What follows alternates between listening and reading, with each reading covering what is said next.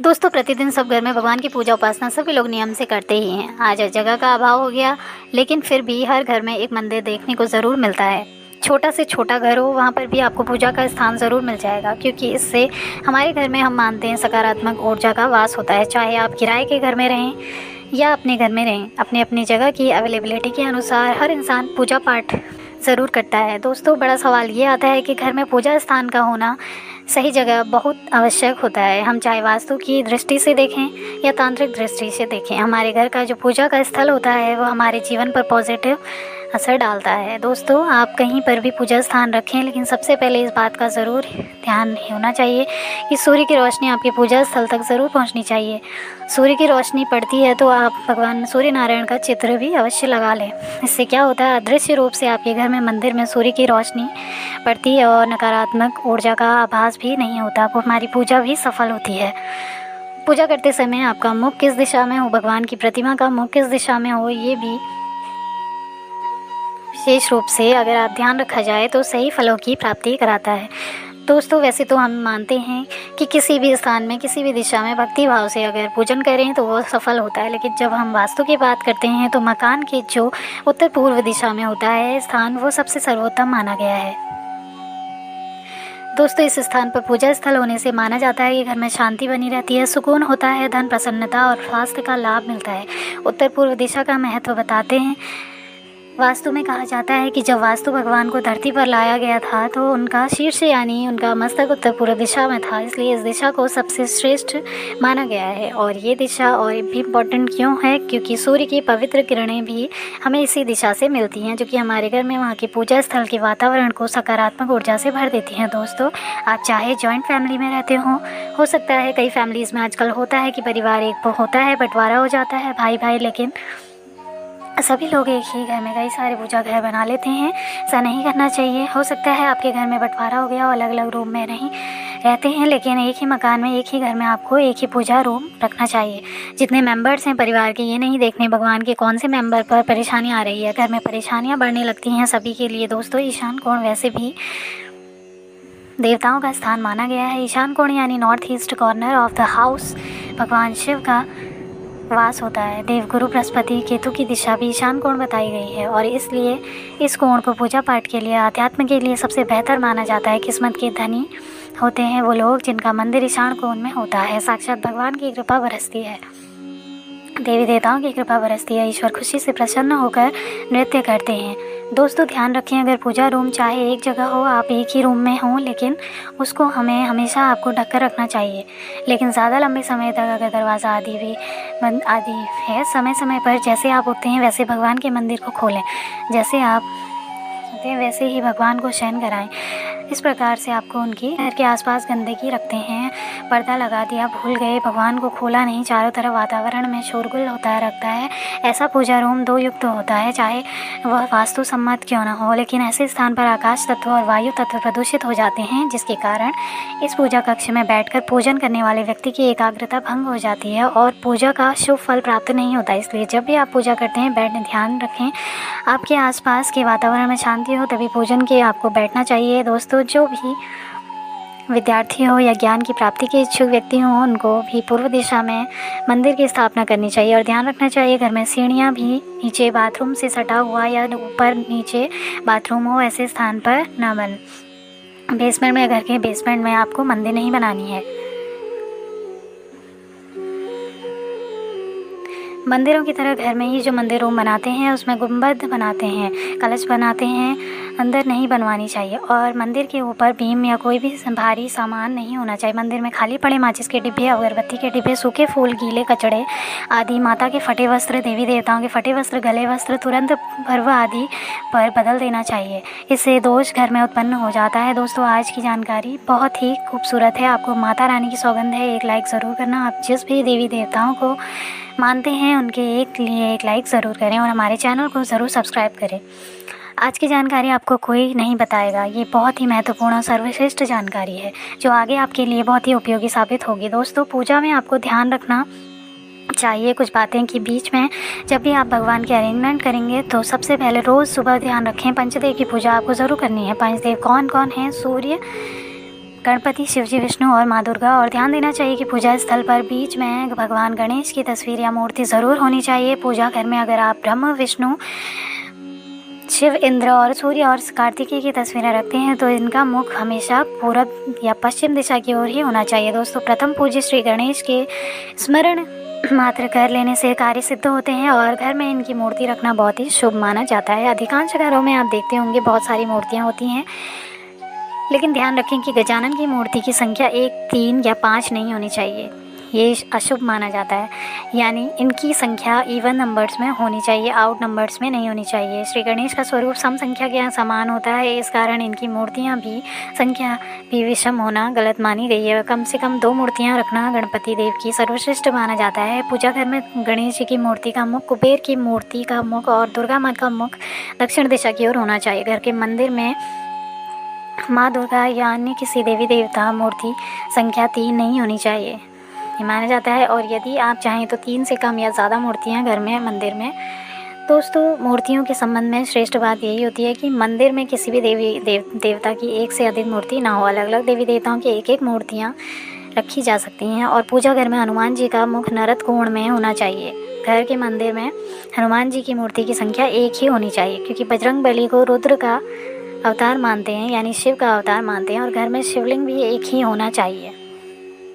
मंदिर में अगर आप रखते हैं तो हनुमान जी की प्रतिमा, बैठे हुए हनुमान जी की प्रतिमा रखना सर्वश्रेष्ठ होता है। दूसरे किसी भाग में रख सकते हैं तो हनुमान जी की मूर्ति नहीं, ऐसी फ़ोटो रखी जा सकती है जिसमें वो खड़े हों। घर के दरवाजे के पास नॉर्थ दिशा में आप उड़ते हुए हनुमान की फ़ोटो रख सकते हैं, ये नौकरी के लिए सर्वश्रेष्ठ होती है। दोस्तों, ध्यान रखें, पति पत्नी का जो शयन कक्ष है, अगर उसी में आपने बनाया हुआ है, आपने साइड में अगर बनाया हुआ है, बजरंग बली की फ़ोटो वहाँ नहीं लगानी चाहिए।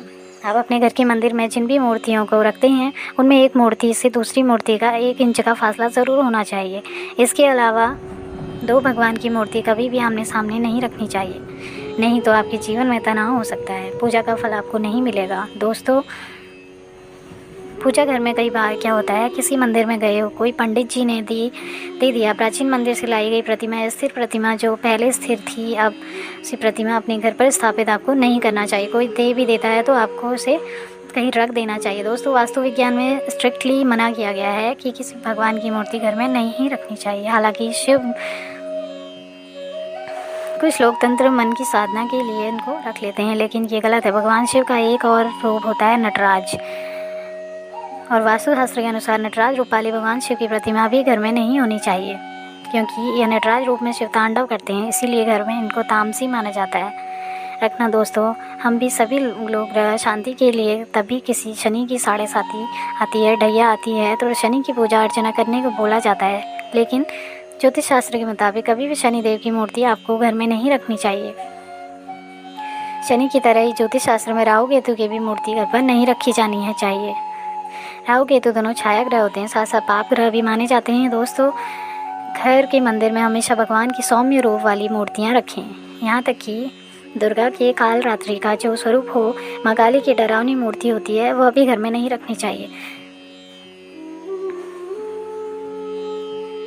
दोस्तों, किसी भी प्रकार के घर में महाभारत आदि के, युद्ध आदि के, पशु पक्षी के चित्र आदि लगाना उचित नहीं माना जाता है। और पूजा घर में कुछ लोग पैसे उठा के दबा के रखते हैं, ये भी नहीं करना चाहिए। पूजा घर में कभी भी धन, बहुमूल्य चीज़ें जो होती हैं वो आपको नहीं रखनी चाहिए। पूजा घर में आप वह सिक्का रखें जो आजीवन मंदिर में रखा हो। आप चांदी का सिक्का सदैव के लिए अर्पित कर सकते हैं, इससे आपके घर में सौभाग्यपूर्वक धन, ऐश्वर्य, धन लक्ष्मी तथा अन्य भंडार की कोई कमी नहीं होगी। मंदिर को भी कभी खाली नहीं रखना चाहिए। चांदी का रुपया, पैसा या सोना की कोई भी वस्तु आपको अवश्य माता रानी को या देवी देवताओं को अर्पित ज़रूर करना चाहिए।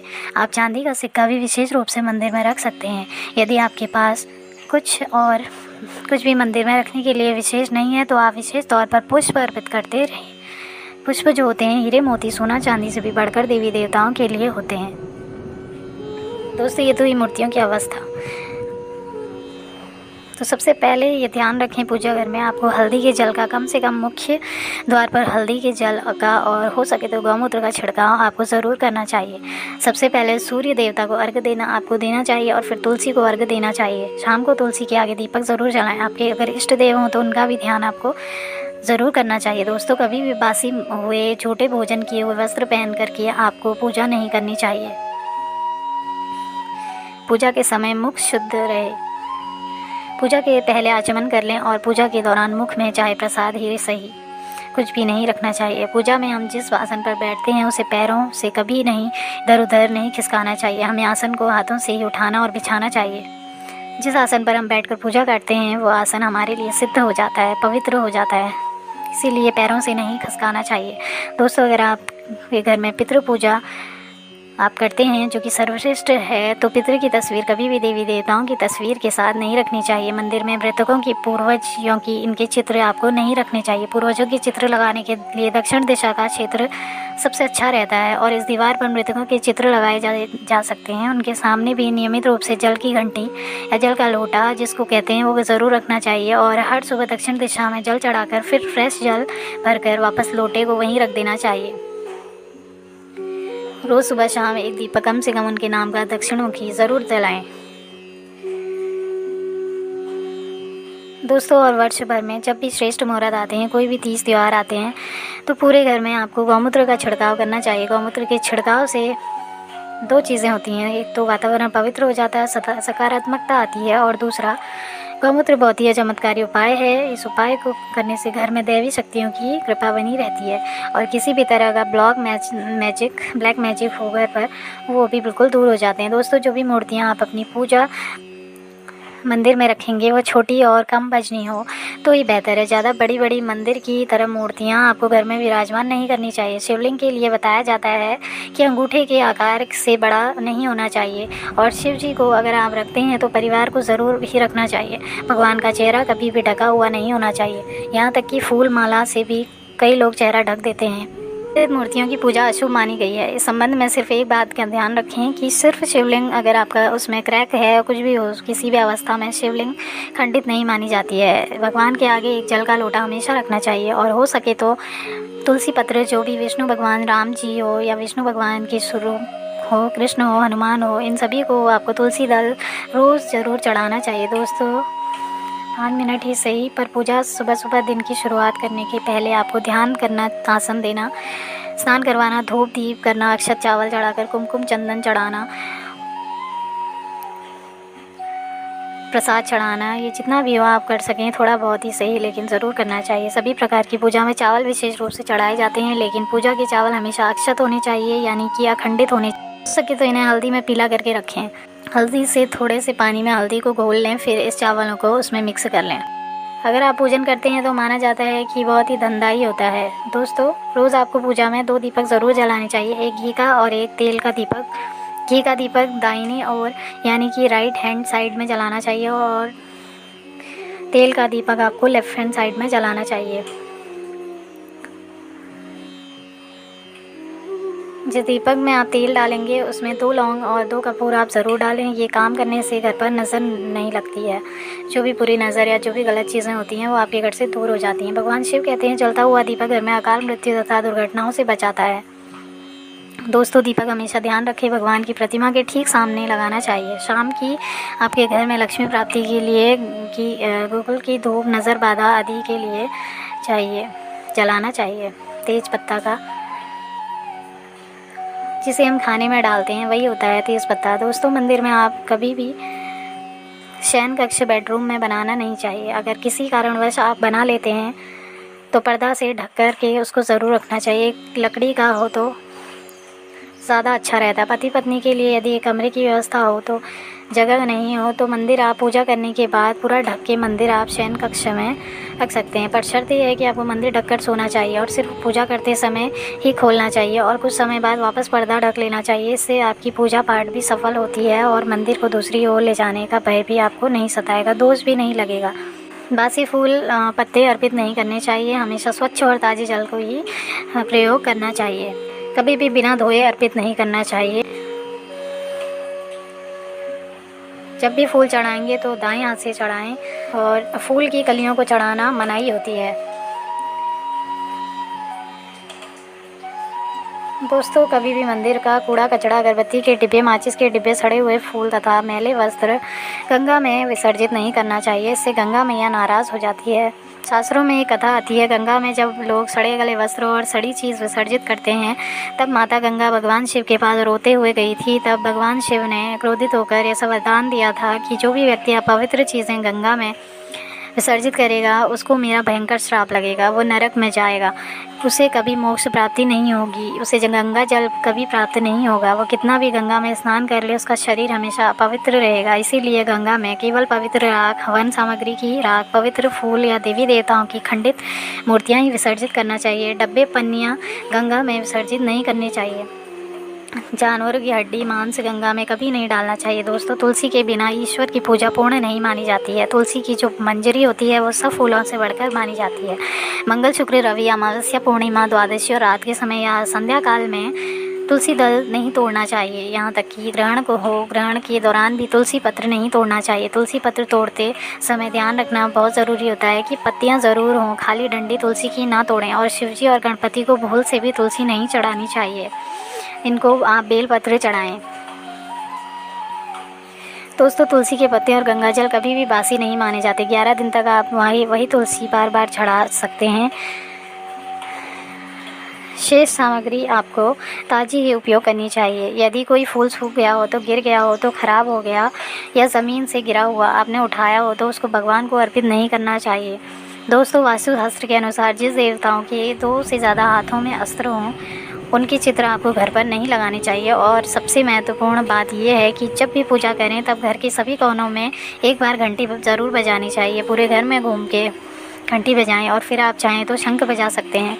शंख ध्वनि करें, इससे सारी नकारात्मक ऊर्जा आपके घर से बाहर चली जाती है। आपके घर में सकारात्मक ऊर्जा का संचार होता है। आप अपने घर के मंदिर में पूजा करने के लिए शंख अगर रखते हैं तो ध्यान रखें कभी भी घर में 2 शंख नहीं होने चाहिए।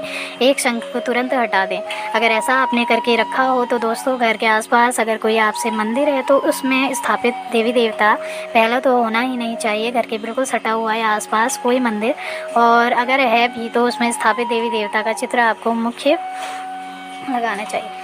घर में जिस स्थान में मंदिर होता है वहाँ पर जूठन, तामसी या चमड़े से बनी हुई चीज़ें, जूते, चप्पल, दवाई नहीं लेकर जानी चाहिए।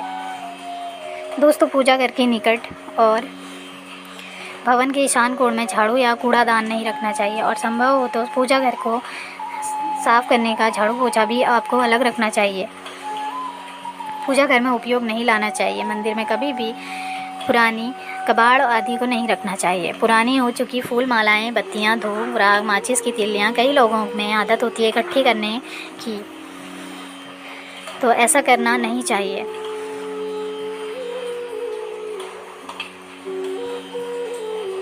हमेशा पूजा के बाद आपको परिक्रमा ज़रूर करनी चाहिए।